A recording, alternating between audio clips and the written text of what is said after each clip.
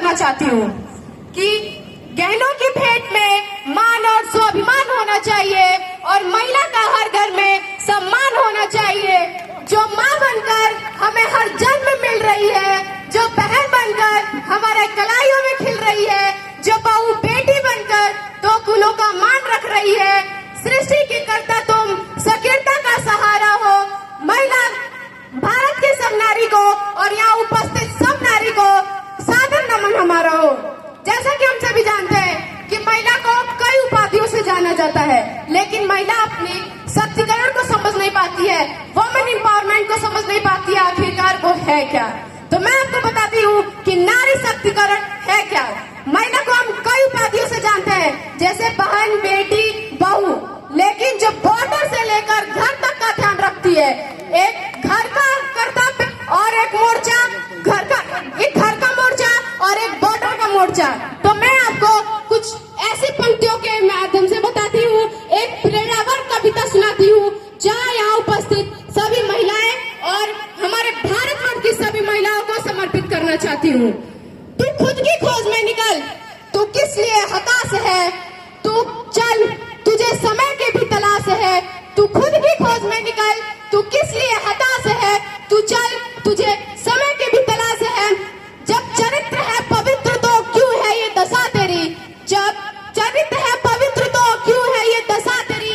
ये पापियों को हक नहीं कि ले परीक्षा तेरी, ये पापियों को हक नहीं कि ले परीक्षा तेरी। तू खुद की खोज में निकल, तू किस लिए हताश है।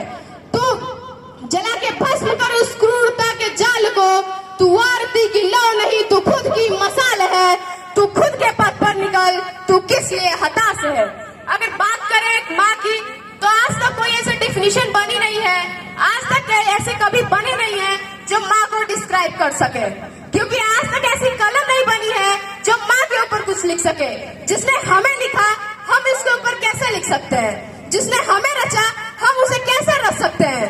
लेकिन अगर आपको बताती हूँ कि एक महिला है क्या, एक माँ है क्या, उसमें मैं आपको बताना चाहती हूँ कि कल सरहद पर गोली चली, खून बहा, और आज गांव में ताबूत आया तिरंगे में लिपटकर। दुल्हन की चूड़ियां हाथों में गड़ गई, बहन की राखियां उजड़ गई और पिता की छाती में दरारें पड़ गए, लेकिन माँ अपने दरवाजे तक चल कर नहीं आई। आपको पता है क्यों? सभी कहते हैं कि माँ दरवाजे तक चल कर नहीं आई, जहाँ खड़ी थी वहीं से खड़ी होकर वतन से ये प्रार्थना करने लगी कि जब तक जीऊं इस देश के काम आऊं, और एक शहीद की बेटा कहलाने से अच्छा है मैं दो शहीदों की माँ कहलाऊं।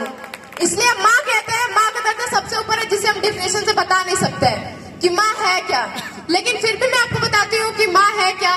जब माँ होती है तो उसके होने का एहसास नहीं होता है, लेकिन जब नहीं होती है तो जिंदगी क्या होती है, मैं आपको एक कविता के माध्यम से बताती हूँ। एक जंगल में एक मृदंग बजाता था, एक संगीतकार मृदंग बजाता था, जो ढोलक के जैसा एक मृदंग होता है।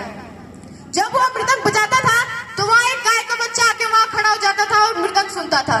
कई बार ऐसे करने पर एक बार संगीतकार ने पूछा कि मैं जब भी मृदंग बजाता हूँ तो तुम यहाँ आके खड़े क्यों हो जाते हो, क्या मेरी सुर और ताल तुम्हें बहुत अच्छी लगती है, क्या मैं जो गाता हूँ तुम्हें बहुत अच्छा लगता है।